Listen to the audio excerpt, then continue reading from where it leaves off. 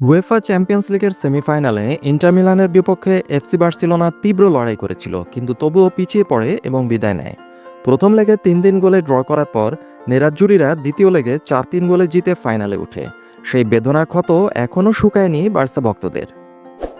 এই প্রেক্ষাপটে বিভিন্ন রিপোর্টে দাবি করা হয়েছে যে বার্সেলোনা এখন এই সেন্টার ব্যাককে বিক্রি করার জন্য তাদের আস্কিং প্রাইস কমানোর সিদ্ধান্ত নিয়েছে।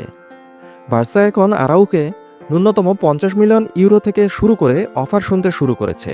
অর্থাৎ বার্সা ৫০ মিলিয়ন ইউরোর উপরে যত বেশি দাম পাবে তত দামেই তাকে বিক্রি করে দেবে।